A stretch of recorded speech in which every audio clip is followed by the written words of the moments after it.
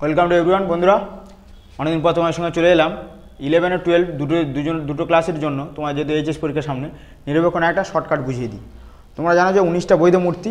এবার 19টা বৈধ মূর্তি যদি তোমাদের কোনো একটা জিনিস বৈধ হয়, কোনো একটা নিরপেক্ষ ন্যায় অনুমান বৈধ হয়, সেক্ষেত্রে তোমরা বুঝবে কীভাবে। সেটাকে অবশ্যই তিনটে, ধরো প্রথমে বারবারা আছে, দেখো এখানে বারবারা তিনটে এ আমি চিহ্নিত করেছি, তিনটে এগুলো লিখে লিখে করতে হবে, তবে এটা বুঝবে। এবং এই তিনটে এ মানে তিনটে এ বচন হবে। এবং সেখানে যদি না কোনো আগে দেখে নেবে যদি সাধ্যপদ, পক্ষপদ এবং হেতুপদ তারা কোনো দোষ উৎপন্ন করছে না কি না, সেগুলো দেখে নিলে তাহলে বুঝতে পারবে। দোষ উৎপন্ন যদি না করে তাহলে কিন্তু, এবং অবশ্যই যদি বারবার হয় তাহলে মূর্তিটা কিন্তু এই উল্টো জেড হবে এরকম, এবং নিচে এটা থাকবে সেই সিদ্ধান্ত। আর দুটো আশবাক্য ঠিক এবং হেতুপদটা জুড়লে এরকম দাঁড়াবে, তবে কিন্তু সেটাকে আমরা বলবো যে এটা হচ্ছে মানে বারবারা, ঠিক আছে, প্রথম সংস্থানে, ঠিক আছে। এবারে তোমাদের বৈধ মূর্তি খুবই কম পড়ে, যেহেতু ওখানে লেখার বেশি কিছু থাকে না, তোমাদের বেশিরভাগ ক্ষেত্রে এই দোষগুলো থাকে।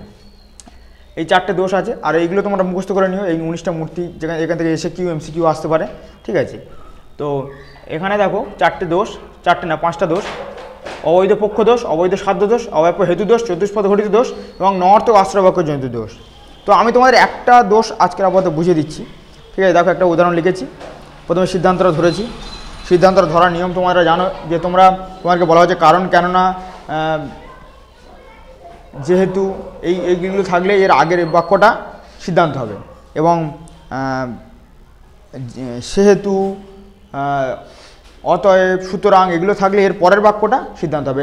এবং দিয়ে যদি কোনো বাক্য যুক্ত থাকে, সে দুটোকেই কিন্তু আশ্রয়বাক্য বলে ধরে নিতে হবে, ঠিক আছে। তো সেটা আর আমি লিখলাম না, তোমরা একটু বুঝে নিও এটা। তো আমি সরাসরি সিদ্ধান্তে চলে এলাম।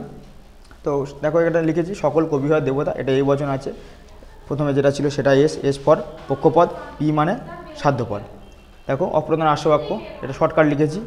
সকল মানুষ হয় কবি, ঠিক আছে। এটা মানুষ যেহেতু এখানে আছে, আর তোমরা জানো যে এই যে পক্ষপদটা সবসময় অপ্রধান আশ্রয়বাক্যে থাকবে, সেই অপ্রধান আশ্রয় যে কোনো একটা স্থানে থাকবে। দেখো এখানে এসছে, তাহলে সকল মানুষ হয় কবি, এটাও এই বচন।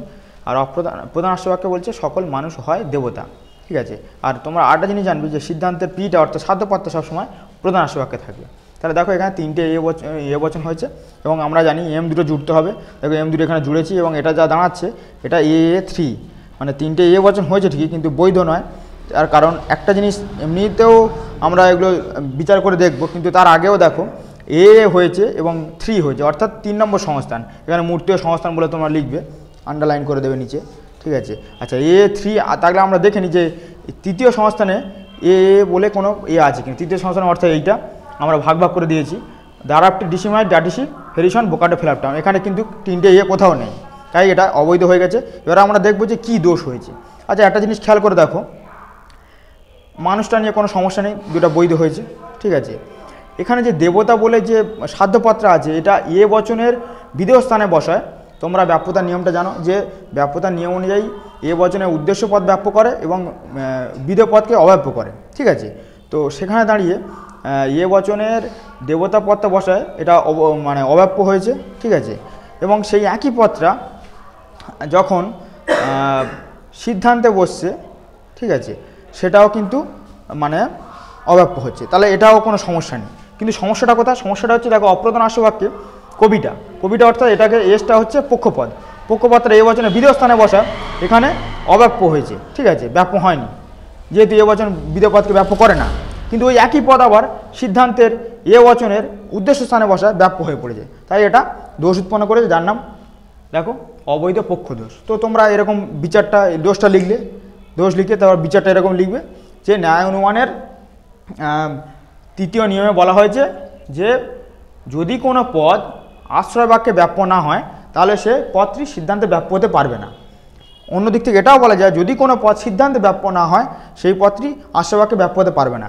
এখানে কবি নামক পদটি অপ্রধান আশ্রয় বাক্যের বিধেয় স্থানে বসা অব্যাপ্য হয়ে পড়েছে, কিন্তু সেই পদটি আবার সিদ্ধান্তের উদ্দেশ্য স্থানে বসায় ব্যাপ্য হয়ে পড়েছে, তাই এখানে দোষ উৎপন্ন করেছে, এবং যাকে বলা হচ্ছে অবৈধ পক্ষ দোষ। তো ঠিক সিমিলারলি তোমরা এরকমভাবে অবৈধ সাধ্য দোষ, অব্যাপ্য হেতু দোষ, এই দুটো কিন্তু পারবে। অব্যাপ্য হেতু দোষ বললে এই এমের গল্প হবে, এমটা তখন সেখানে এমটা নিয়মে কি বলছে, ন্যায় অনুমানের চতুর্থ নিয়মে বলা হচ্ছে যে দুটো হেতুপদকে অন্তত একবার ব্যাপ্য হলেই হবে, একবার অন্তত ব্যাপ্য হতেই হবে, নাহলে কিন্তু সমস্যা হয়ে যাবে। আচ্ছা, চতুষ্পদ ঘটিত দোষ কখন হবে? তখন কিন্তু সেটা একমাত্র সেই ক্ষেত্রে হবে যেখানে কিন্তু হয় এম বা পি বা এস এগুলোর যে কোনো একটা নির্ণয় করা সম্ভব নয়। অর্থাৎ সব পদ দুটো করে হবে, আর একটা পদ হয়তো একটাই থাকবে, নতুন একটা পদ উৎপন্ন হবে, তখন কিন্তু সেটা চতুষ্পদ গঠিত দোষে দুষ্ট হয়ে যাবে। নঅর্থ আশ্রয়বাক্য জনিত দোষ কীভাবে ধরবো আমরা? সেখানে বলছে এই দুটো আশ্রয়বাক্য কখনো নঅর্থক বাক্য হতে পারে না, মানে অন্তত একটাকে সহায়ক হতেই হবে, কারণ দুটো নঅর্থক আশ্রয়বাক্য থেকে কখনো সিদ্ধান্ত নিশ্চিত হতে পারে না। যদি হয় সেক্ষেত্রে সেটা নঅর্থক আশ্রয়বাক্য জনিত দুষ্ট হবে। ঠিক আছে, এই ছোটো করে তোমাদের নিরবক্ষণে একটা বুঝিয়ে দিলাম। যদি কোনো অসুবিধা থাকে অবশ্যই আমি ফোন নাম্বার দিয়ে দেবো, ওখানে ফোন করে জেনে নিও। এবং তোমাদের সবার পরীক্ষা ভালো হোক এই কামনা করি। সামনে তোমাদের এইচএস পরীক্ষা এবং 11-এরও সামনে সেকেন্ড সেমিস্টার পরীক্ষা, তো দুজনেরই ভালো হোক। এটা খুব একটা টাফ চ্যাপ্টার, তো আমি ছোটো করে বুঝিয়ে দিলাম। যদি কোনো অসুবিধা থাকে অবশ্যই বলবে। ধন্যবাদ।